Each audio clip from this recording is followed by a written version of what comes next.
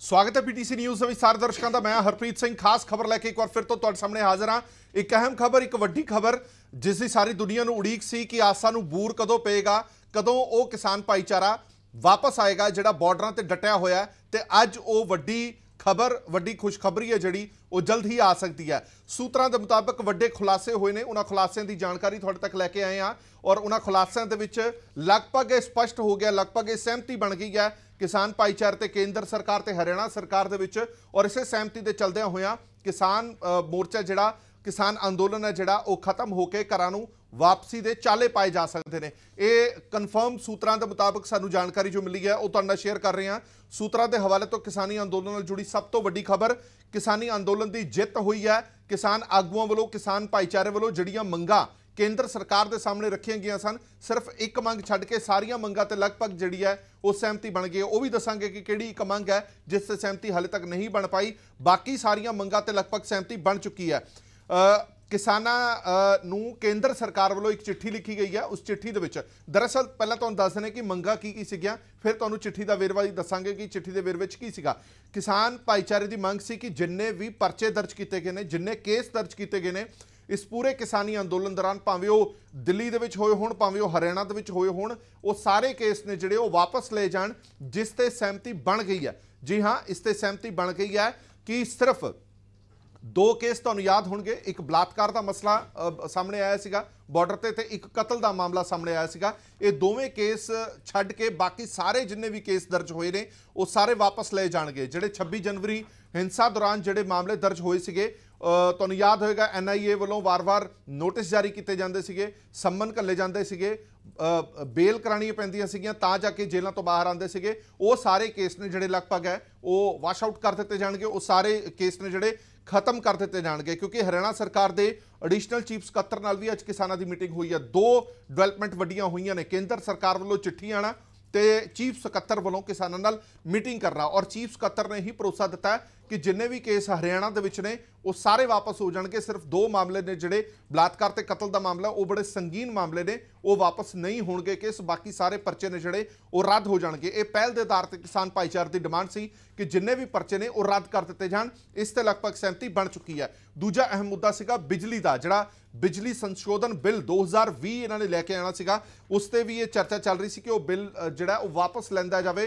उस ते भी सरकार ने अपनी हामी भर दी है, वो बिल भी वापस हो रहा है। मैं तुहानूं एक बार फिर तो जानकारी दे दा, एक कन्फर्म सूत्र ने साडे, सिर्फ मोहर लगनी बाकी है। हो सकता कि अगले 2 घंटिਆਂ ਦੇ ਵਿੱਚ ਪ੍ਰੈਸ ਕਾਨਫਰੰਸ ਕਰਕੇ किसान भाईचारा ਇਹਨਾਂ ਸਾਰੀਆਂ ਗੱਲਾਂ ਬਾਰੇ ਸਪਸ਼ਟੀਕਰਨ ਦੇ ਵੀ, ਪਰ ਸਾਡੇ ਸੂਤਰਾਂ ਦੇ ਮੁਤਾਬਕ ਇਹ ਸਾਰੀਆਂ ਗੱਲਾਂ ਤੇ ਸਹਿਮਤੀ ਹੈ ਜਿਹੜੀ ਉਹ ਬਣ ਚੁੱਕੀ ਹੈ। ਤੀਜੀ ਵੱਡੀ ਗੱਲ, ਜਿਹੜਾ ਪਰਾਲੀ ਬਿੱਲ ਨੂੰ ਲੈ ਕੇ ਬੜਾ ਰਿੜਕਾ ਚੱਲ ਰਿਹਾ ਸੀਗਾ, करोड़ों रुपए का जुर्माना तो जेल का प्रावधान रखा गया सीगा उस पराली बिल दे विच। जेकर कोई पराली साड़दा है, इस बिल का भी डट के विरोध किसान भाईचारे वालों किया गया। और इस बिल ते भी वापसी की गल की जा रही है कि वापसी हो चुका है। बिल, इस बिल ते भी मोहर लगी है। सरकार कहती है कि ठीक है, असी ये बिल भी वापस लैण नूं तैयार हाँ। चौथी जिहड़ी वड्डी डिमांड सी वो सी कि मुआवजा दिता जाए। जिन्ने किसान शहीद होए ने, लगभग 650 तो लैके 700 किसान शहीद होए ने, उन्होंने मुआवजा दिता जाए। संसद दे विच केंद्रीय खेतीबाड़ी मंत्री कहते हैं कि जब साडे कोल लिस्ट ही नहीं हैगी, सानू पता ही नहीं कि कौन शहीद होया, तो मुआवजे की गल कित्थे तक जायज़ है, ये सानू समझ नहीं आता। मुआवजे की कोई सवाल ही नहीं पैदा होता। पर जो जानकारी मिली है इस ते भी लगभग सहमति बनी है। सहमति की बनी है, इस ते चर्चा की जा रही है। हले थोड़ी देर तक इस ते क्लीयर होएगा कि मुआवजे की एक रकम तय की जाएगी।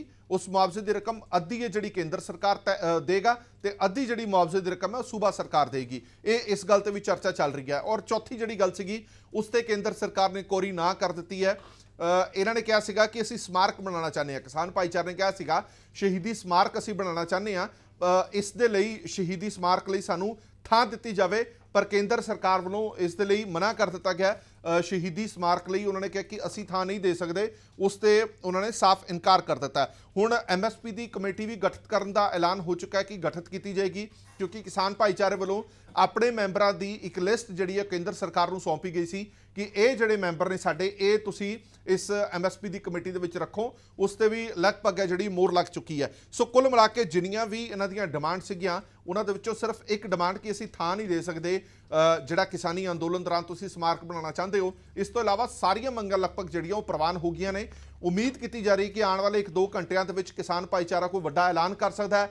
ਅੰਦੋਲਨ ਖਤਮ ਕਰਨ ਦਾ, ਅੰਦੋਲਨ ਵਾਪਸੀ ਦਾ ਐਲਾਨ ਕਰ ਸਕਦਾ ਹੈ। ਸੋ ਕੁਝ ਹੀ ਮਿੰਟਾਂ ਬਾਅਦ ਸਾਡੇ ਤੱਕ ਇਹ ਜਾਣਕਾਰੀ ਮਿਲੇਗੀ। ਸਾਡੇ ਨਾਲ ਰਮਨ ਸ਼ਰਮਾ ਜੁੜੇ ਹੋਏ ਨੇ, ਇਹ ਸਿੰਘੂ ਬਾਰਡਰ ਤੇ ਨੇ, ਪਲ ਪਲ ਦੀ ਜਾਣਕਾਰੀ ਸਾਡੇ ਤੱਕ ਪਹੁੰਚਾ ਰਹੇ ਨੇ। ਰਮਨ, ਕੀ ਤਾਜ਼ਾ ਅਪਡੇਟ ਹੈ?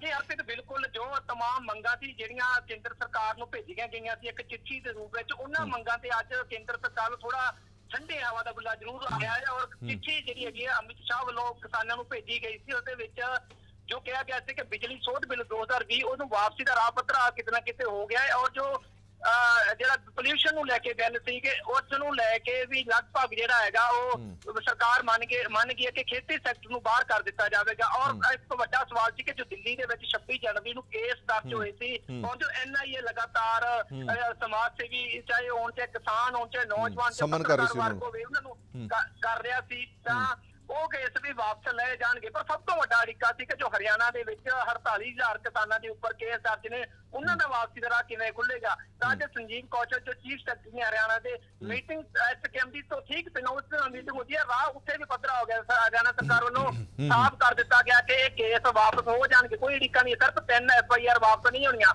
ਉਹਨਾਂ ਦੇ ਵਿੱਚ ਇੱਕ ਜੋ ਲੜਕੀ ਸੀ ਦਾ ਬਲਾਤਕਾਰ ਹੋਇਆ ਸੀ ਟਿੱਕਰੀ ਬਾਰਡਰ ਤੇ, ਉਹ ਵਾਪਸ ਨਹੀਂ ਹੋਵੇਗਾ। ਜੋ ਕਤਲ ਦੇ ਮਾਮਲੇ ਨੇ ਉਹ ਵਾਪਸ ਨਹੀਂ ਹੋਣਗੇ। ਸਿੱਧੇ ਚੱਲ ਕੇ 302 ਔਰ 307 ਦੇ ਮਾਮਲੇ ਨੇ ਜਿਹੜੇ ਉਹ ਵਾਪਸ ਨਹੀਂ ਹੋਣਗੇ, ਬਾਕੀ ਸਾਰੇ ਵਾਪਸ ਹੋ ਜਾਣਗੇ। ਤਾਂ ਅੱਜ ਜਿਹੜਾ ਹੈਗਾ ਆਖਰੀ ਐਲਾਨ ਜਿਹੜਾ ਬਾਕੀ ਬਚਿਆ ਹੋਇਆ ਉਹ ਇੱਕ ਚਿੱਠੀ ਦੀ ਵੇਟ ਆ ਜੋ ਕਿਸਾਨਾਂ ਵੱਲੋਂ ਮੋੜ ਹੋਣੇ। ਅੱਛਾ ਰਮਨ ਇਹ ਵੀ ਜਾਣਕਾਰੀ ਮਿਲੀ ਸੀ ਕਿ ਜਿਹੜੀ ਡਿਮਾਂਡ ਇਹ ਸੀ ਕਿ ਸਾਨੂੰ ਸ਼ਹੀਦ ਕਿਸਾਨਾਂ ਦੀ ਸਮਾਰਕ ਬਣਨ ਲਈ ਥਾਂ ਦਿੱਤੀ ਜਾਵੇ, ਉਸ ਤੇ ਅਸਹਿਮਤੀ ਜਤਾ ਦਿੱਤੀ ਕੇਂਦਰ ਸਰਕਾਰ ਨੇ, ਕਿਹਾ ਕਿ ਅਸੀਂ ਉਹ ਥਾਂ ਨਹੀਂ ਦੇ ਸਕਦੇ। ਇਹ ਸੱਚ ਹੈ?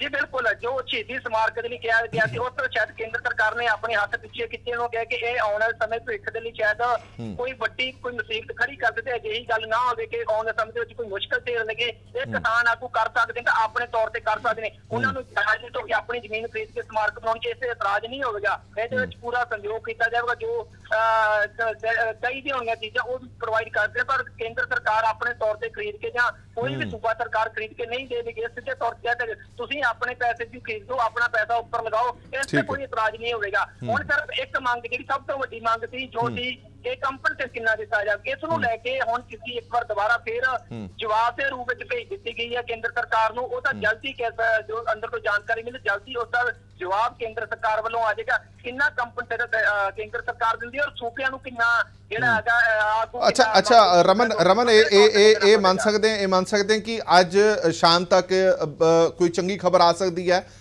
ਜਿਹੜੇ किसान बैठे ने उत्थे वो वापसी दे चाले पा सकते हैं?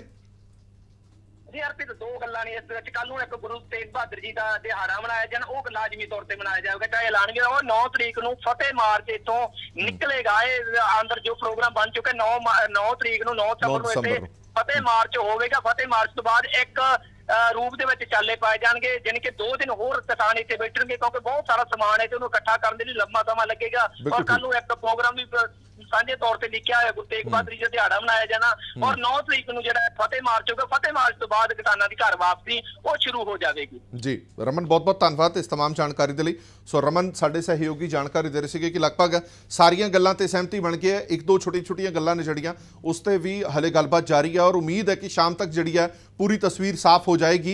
और उम्मीद करते हैं कि दसंबर चढ़ते दसंबर ਦੇ ਵਿੱਚ ਇਹ ਜਿਹੜਾ ਖੁਸ਼ੀ ਦਾ ਇੱਕ ਬੁੱਲਾ ਆਇਆ ਉਸ ਨੂੰ ਪ੍ਰਵਾਨ ਕਰਦਿਆਂ ਹੋਇਆਂ ਕਿਸਾਨ ਭਾਈਚਾਰੇ ਜਿਹੜੇ ਨੇ ਉਹ ਵਾਪਸੀ ਦੇ ਵੱਲ ਰਾਹ ਪਾ ਦੇਣਗੇ। ਫਤਿਹ ਮਾਰਚ ਜਿਹੜਾ 9 ਦਸੰਬਰ ਨੂੰ ਕੱਢਿਆ ਜਾਣਾ, ਉਸ ਤੋਂ ਬਾਅਦ ਸਾਰਾ ਹੀ ਕਿਸਾਨ ਭਾਈਚਾਰਾ ਭਾਵੇਂ ਉਹ ਟਿੱਕਰੀ ਹੋਵੇ ਜਾਂ ਸਿੰਘੂ ਬਾਰਡਰ ਹੋਵੇ ਜਾਂ ਦੂਜੇ ਗਾਜ਼ੀਪੁਰ ਬਾਰਡਰ ਹੋਵੇ ਉੱਥੋਂ ਵਾਪਸੀ ਦੇ ਚਾਲੇ ਪਾ ਸਕਦਾ। ਸੋ ਕਹਿ ਸਕਦੇ ਹਾਂ ਕਿਸਾਨੀ ਅੰਦੋਲਨ ਦੀ ਇੱਕ ਬਹੁਤ ਵੱਡੀ ਜਿੱਤ ਹੋਈ ਹੈ, ਕਿਉਂਕਿ ਕਿਸਾਨ ਭਾਈਚਾਰੇ ਨੂੰ ਵੀ ਪਤਾ ਸੀਗਾ ਕਿ ਜਦ ਤੱਕ ਇਹ ਮੰਗਾਂ ਪ੍ਰਵਾਨ ਨਹੀਂ ਕੀਤੀਆਂ ਗਈਆਂ ਤਦ ਤੱਕ ਇਹ ਅੰਦੋਲਨ ਦਾ ਕੋਈ ਫਾਇਦਾ ਨਹੀਂ ਹੈ।